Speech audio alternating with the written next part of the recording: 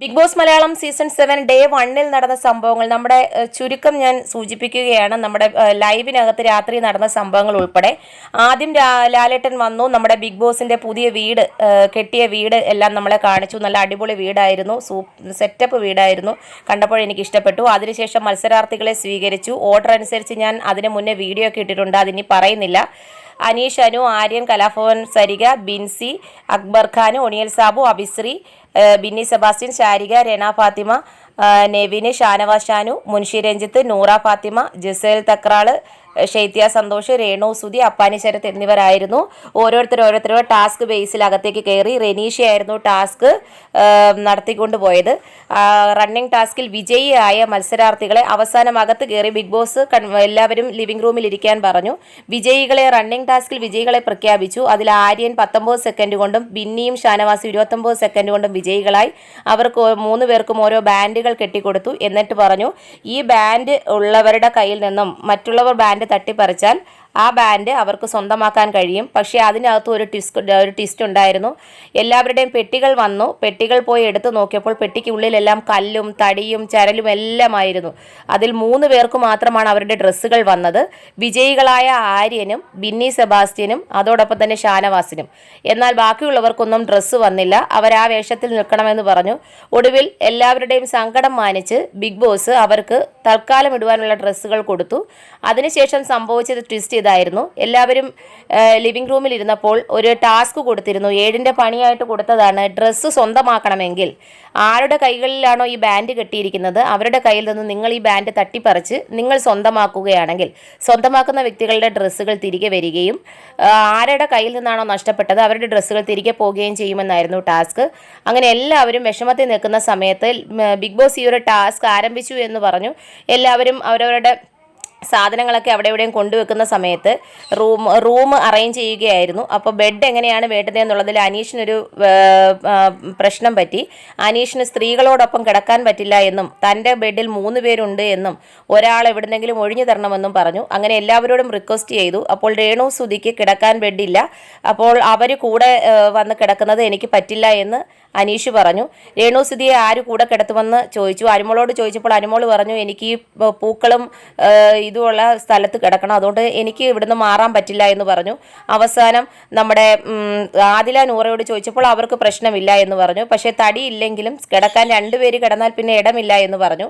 അതിനുശേഷം സരികയോട് ചോദിച്ചു. കലാഭവൻ സരിക പറഞ്ഞു, അനുവിൻ്റെ അടുത്ത് ആരുമില്ല എങ്കിൽ ഞാൻ പോയി കിടന്നോളാമെന്ന്. അങ്ങനെ സരികയുടെ ബെഡ് അനീഷിന് കൊടുക്കുകയും സരികയും രേണുവും ഒന്നിച്ച് കിടക്കുകയും ചെയ്തു. അപ്പോൾ രേണു നമ്മുടെ പുറത്തെ കുറച്ച് ചർച്ചകൾ അവിടെ വിഷയമാക്കുന്നുണ്ടായിരുന്നു. പുറത്ത് തനിക്ക് വളരെ ആവശ്യമില്ലാത്ത കാര്യങ്ങൾ പറഞ്ഞ് നെഗറ്റീവ് അടിക്കുകയാണെന്നും അങ്ങനെ സംസാരിക്കുന്ന കൂട്ടത്തിൽ സരിക ചോദിച്ചു, നിന്റെ പല്ല് എന്ത് ചെയ്യണമെന്ന് ചോദിച്ചു. അപ്പോൾ പറഞ്ഞു, എൻ്റെ 2 പല്ല് നഷ്ടമായിരിക്കുകയാണ്, ബിഗ് ബോസ് വീട്ടിൽ നിന്നും ഇറങ്ങിയതിന് ശേഷം വേണം എനിക്ക് 2 പല്ല് വെക്കുവാനെന്നൊക്കെ അതിനകത്ത് രേണു സരികയോട് സംസാരിക്കുകയാണ്. അപ്പോൾ സരിക ചോദിക്കുന്നു, 2 പല്ല് നഷ്ടമായോ എന്നൊക്കെ. അപ്പോൾ അതിനെ ഒരു കളിയാക്കി അവിടെ ഒരു ചർച്ചാ വിഷയം വരുന്നു. അതിനുശേഷം ബിഗ് ബോസ് ടാസ്ക് ആരംഭിച്ച കാര്യം പറഞ്ഞതിനെ തുടർന്ന് സരികയും അതോടൊപ്പം തന്നെ നമ്മുടെ തക്രാളും ജിസേൽ തക്രാളും അവരുടെ 2 പേരുടെ ബാൻഡ് സ്വന്തമാക്കുകയും അതേസമയം ആര്യൻ്റെ കയ്യിലെ ബാൻഡ് ആരും എടുക്കാതിരിക്കുകയും ചെയ്തു. അതിനെ തുടർന്ന് അവിടെ ഒരു വൻ ഫൈറ്റ് നടന്നു. ആ ഒരു ടാസ്ക് അവിടെ വിജയിക്കാൻ വേണ്ടി അങ്ങോട്ടും ഇങ്ങോട്ടും ഒരു കൂട്ടപ്പിടുത്തവും അതും ഇതുമൊക്കെ ഉണ്ടായി. അതിനിടയ്ക്ക് കുറച്ച് സംസാരമാവുകയും ഒക്കെ ചെയ്തു. അതിനുശേഷം ബിഗ് ബോസ് ടാസ്ക് അവസാനിപ്പിക്കാൻ പറഞ്ഞു. അങ്ങനെ ഇപ്പോൾ ബാൻഡ് മറ്റ് 3 പേരുടെ കൈകളിലാണ് ഇരിക്കുന്നത്.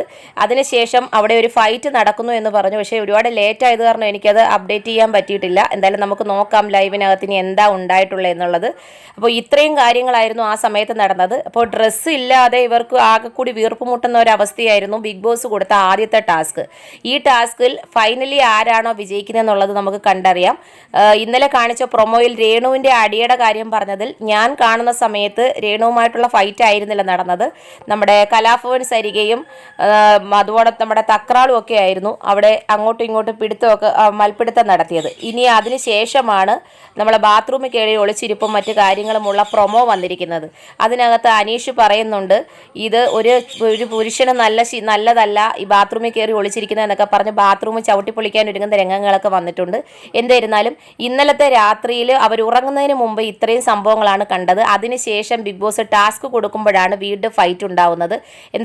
എന്തായിരിക്കും സംഭവിക്കുക എന്നുള്ളത് ഞാൻ തൊട്ട് പിന്നാലെ ഇടാം. ഡേ 1 കാണാൻ കാഴ്ചകൾ, അതിനകത്ത് നമ്മൾ കാണാതിരുന്ന കുറച്ച് കാര്യങ്ങളാണ്. ഇതിൽ ഏതൊക്കെ സീനാണ് നമുക്കിന്ന് ടെലികാസ്റ്റ് ചെയ്യുക എന്നറിയില്ല.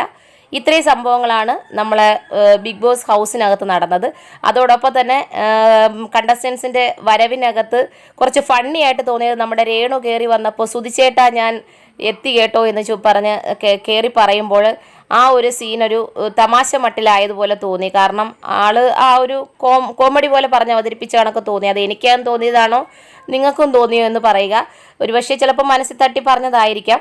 എന്ത് തന്നെയാണെങ്കിലും പിന്നീട് അനീഷിൻ്റെ ക്യാരക്ടർ കണ്ടിട്ട് എനിക്ക് തോന്നിയത്, അനീഷ് അത്യാവശ്യം ബിഗ് ബോസ് 5 വർഷം നിന്ന് കണ്ട് കാണാപ്പാടം എങ്ങനെ പഠിക്കണം, എങ്ങനെ ഗെയിമിൽ നിൽക്കണമെന്ന് അറിഞ്ഞു എന്നൊക്കെ പറഞ്ഞ് കയറിയത് കൊണ്ട് തന്നെ അവിടുത്തെ ഒരു പെരുമാറ്റ രീതികൾ വെച്ചിട്ട് കോമണർ എന്നതിലുപരി പിടിച്ചു നിൽക്കാൻ നല്ല കഴിവുള്ള ഒരു മത്സരാർത്ഥിയായിട്ട് എനിക്ക് തോന്നുന്നുണ്ട്.